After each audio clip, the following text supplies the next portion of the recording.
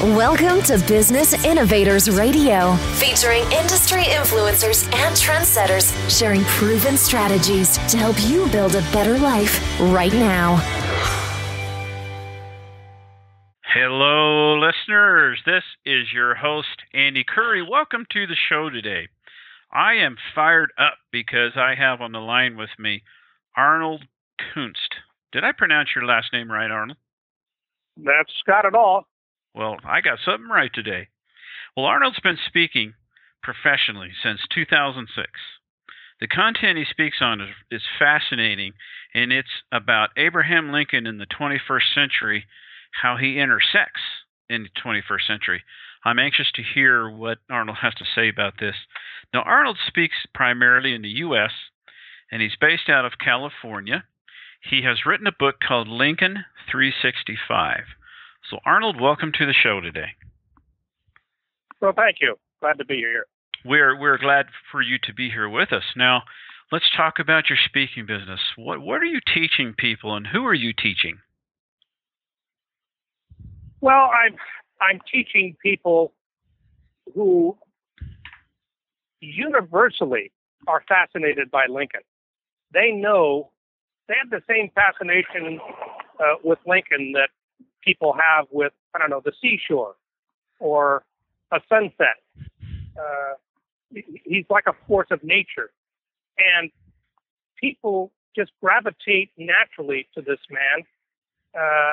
And I like to think I tap into that fascination and give it legs. That there really is a lot to be learned from this guy who just fascinates endlessly. I mean, there's hardly a point where you proceed 5 minutes into this topic and you're going to find something astounding. The examples are just abundant. For example, he spent 17 years before the White House as a member of a two-man law firm in a sleepy little town of Springfield. If you went any further west than Springfield in the 1840s and 50s, you'd fall right off. And how did that prepare him for the presidency? And yet, when you look at his behavior in the White House, he seems to, like his handling of the Fort Sumter crisis, it was just flawless. How did those 17 years prepare him for that experience? Because once he got there, he didn't miss a beat. I mean, and I think I've got a winner combination because he is so fascinating, and everybody is, before I open my mouth, they're on the edge of their chair. All I have to do is make sure that I don't say anything to make them close their mouth and say, "What did I do this for?" Because he's really an interesting guy. I've studied a lot on him too. You know that movie that came out with recently that Steven Spielberg directed? Did you watch that? Oh yeah, I've only seen it 3 times. How accurate is that to what you know about him? Well, there are a couple of which I might call technical inaccuracies. The scene where he slaps his son, Robert, that certainly never would have happened. Both of these men were from Kentucky. The father would never have provoked the son to such a rank behavior that would require a slap, and the son would never have, he wouldn't have done that either. On the other hand, it was a very short scene relative to the movie, and highlights the fact that the father and the son did not get on well. At the time Robert was a baby, the father would spend up to 6 months out of a year riding the circuit, going from one little village to another with this kind of team of court clerks and other lawyers and a judge and so on, bringing justice to the hinterland. And you could say the reason he did that was he had a shrew of a wife. This was his way of getting away from it. Mm-hmm. On the other hand, his son grew up to be, kind of surly and aloof and prickly, and did not get on well with the father. So, it was accurate, but not, it was a kind of dramatic license, the slapping scene. And there were other small details like that, but it shows William Stewart as being, we can't do this, we can't do that, we can't do the other. When in point of fact, they were far more in agreement than that movie would imply. On the other hand, you had to get across the idea that, there are these conflicting pressures that are brought to bear when you want to do something, especially in a Civil War environment like that. So, but very accurate. It was very respectful of the man. It certainly showed his propensity to be both compassionate and tough. Just a wonderful movie. Now, we had talked earlier before we started the interview that you had done a lot of work with inmates and helping them. And you were using a lot of Abraham Lincoln information as far as that goes, correct? Yeah.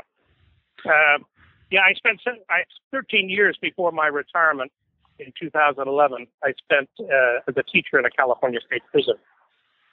And these are guys that are... Yeah, go ahead. What motivated you to start doing that? You mean get to work in the prison? Yes. Well, before that, I was teaching in a girls' Catholic high school for 11 years. And, well, if it's October, it's homecoming. It just got to be, the same old, same old. And I thought, well, it's time for a change. And what better change than going from a girls' Catholic high school where 100% of the students go on to college to going to an adult male correctional facility where none of them, hardly any of them finished high school, never mind anything beyond that. They all hated education or whatever. I figured I was a good teacher, but was I good enough for this? So I decided to go into the prison system. Interesting. So when you went in there, you started using Abraham Lincoln as your teaching prop, so to speak? Yeah, I found out early on that these guys aren't nearly as scary as I thought, and I had this picture, standing at the board explaining, how 7 and 4 can equal 11 without taking off your shoes and socks. Uh-huh. And some guy sneaks up behind me and plunges a very sharp pencil into my carotid artery. And I sink to the floor in a puddle of my own blood, and maybe the cops who spend a lot of time at the popcorn table waddle their way toward me in time to save my life, and maybe I just die on the floor. Right. That image is probably the same image that, I don't know, if you were going to take that job, you would have some variant of that story yourself. And I found that once I got in there, that image just didn't apply. That's not what these guys are like. One thing, they don't consider teachers as the enemy. If anybody is going to get the pencil in the carotid artery, it's going to be a cop because they're the enemy. Right. Teachers are generally seen as helpful, so we don't want to hurt them. So the image wasn't valid. On the other hand, they certainly had a lot of problems. They're delusional. One guy would say to another, what are you in for? Oh, I got another 18 months for violating my parole. What about you? Oh, I got a new beef. I got 18 months too. Oh, okay. Like that's a normal conversation. Sad. No awareness that, if you're 37, you're going to have your 38th birthday locked up.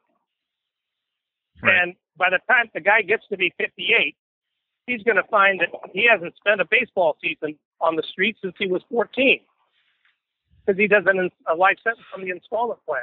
I mean, they're way delusional and no role models and anger management issues that just won't quit and so on.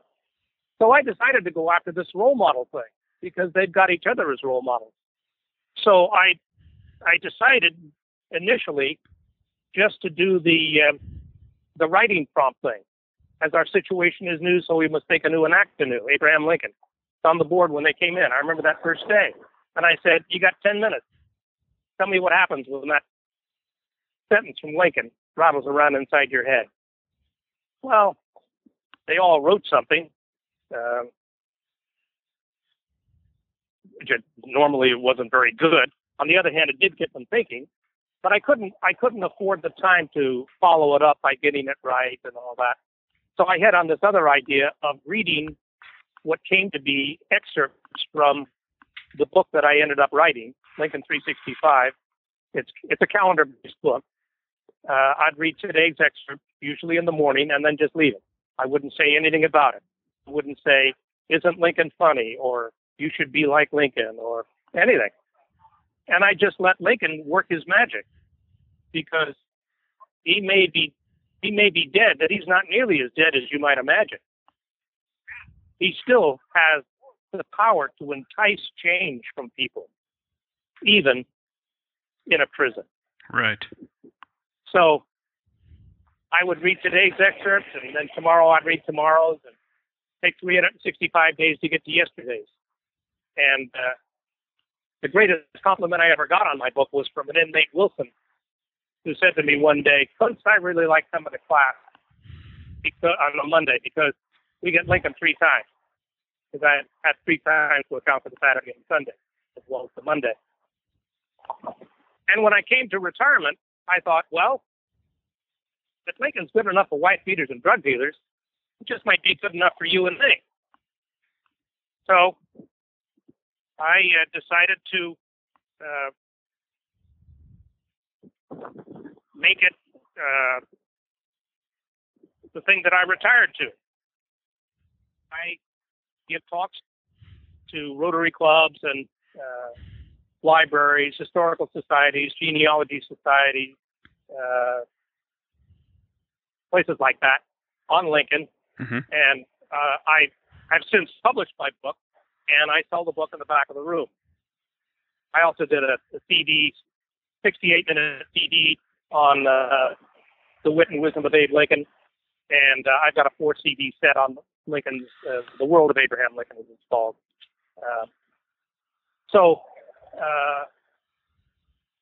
And my encouragement to people is that they treat the book like I treated the book in the prison, that you do it a little bit at a time. Best time would be at night, just before you go to bed.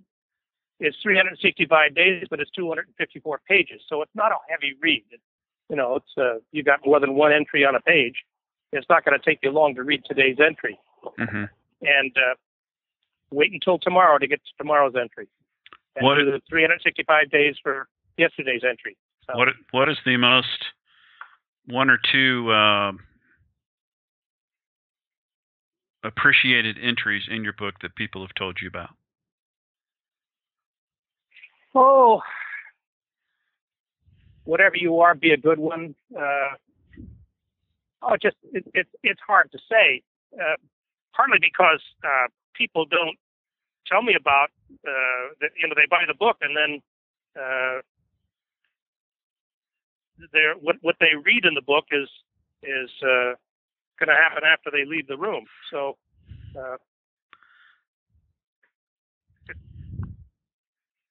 I don't really find out what their most memorable line is. Didn't Lincoln at the time, wasn't he really, if I remember my history right, maybe I don't, but wasn't he really hated by a lot of people at the time? Well, yeah, John Wilkes Booth certainly did. And of course, he wasn't the only one to have the idea of solving the South's problems by finishing off the president.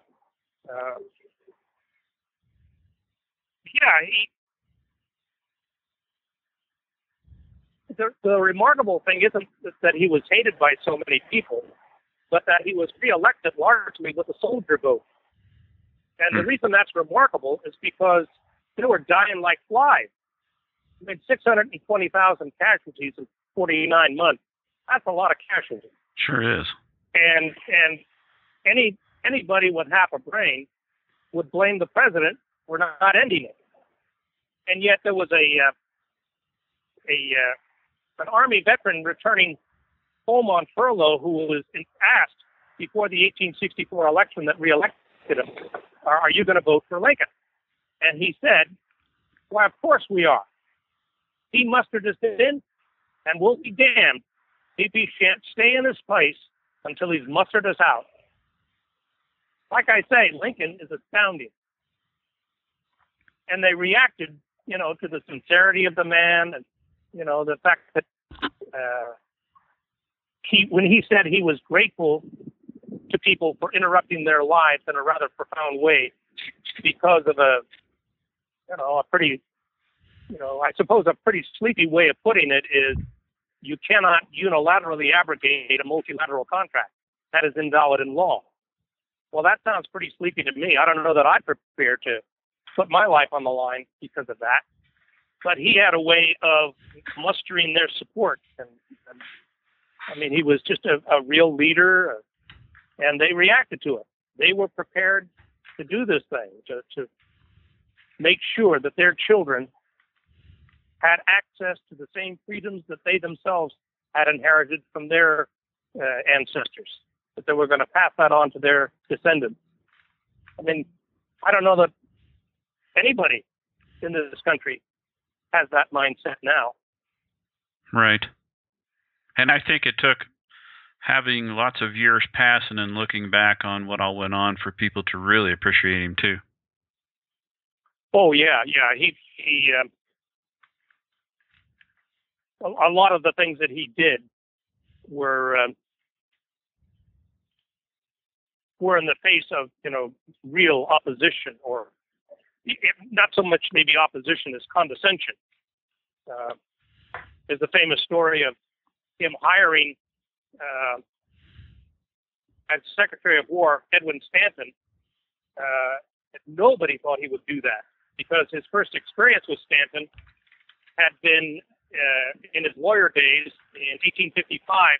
He was involved in a law case, a very famous law case regarding patent infringement with the Cyrus McCormick Reaper. And he was on the team with Stanton because the trial was to be held in Illinois, and he was very good with Illinois juries, just famous for that. And when Stanton saw him, he said, I got to put up with this yabo. And he was not invited to say anything in the trial. He was not even, they didn't even go to the courtroom, to and from the courtroom from their hotel, because they all stayed in the same hotel. They didn't go together. They didn't have meals together. He was not invited to have meals with them.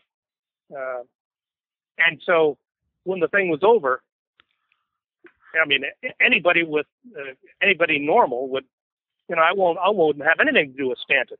And yet, he was a thorough Union man. He was uncorruptible, and couldn't be bought off. A prodigious worker, and he made the War Department just hum with efficiency. And when Lincoln was told, you shouldn't be, no, I don't remember that kind of stuff. We need Stanton's abilities. I mean, who behaves like that? That's just astounding. Right. So it wasn't so much that he was necessarily hated, but just dismissed as a country bumpkin thing, and he was ignorant as sin. He looked the real deal. Using his own spoon in the sugar bowl in the White House. He was given two cats at one point, Dixie and Tabby, and his wife complained to him because he was feeding Tabby from his plate at the dinner table during a White House banquet. And his reply was, if the silverware in the White House is good enough for President Buchanan. It's good enough for Tabby. Besides, Tabby doesn't complain. Yeah, that's a good story. And the same thing about the other cat, smarter than my whole cabinet. What a wonderful sense of humor. A very lightness of touch, and could you think of some politicians today that could do with a lightness of touch, or just you and me? We get worked up about all kinds of dumb stuff, and he didn't. He was able to keep things in perspective. A true gift indeed. Well, Arnold, how can people get a hold of you should they want to know more or have you speak? Well, my website is lucidspeaker.com, LUCID, Lucid Speaker. I suppose that's the best way. I'm at 916-213-7463. If Lincoln had a phone, he'd be at the end of a phone too. So it's good enough for him. It's good enough for me. Your phone number again was 916-213-7463? That's it. Okay. Well, Arnold, thank you so much for joining us today on this interview. That was fascinating information. Well, thanks for calling. Interviews are always good fun. Thanks for listening to Business Innovators Radio. To hear all episodes featuring leading industry influencers and trendsetters, visit us online at businessinnovatorsradio.com today.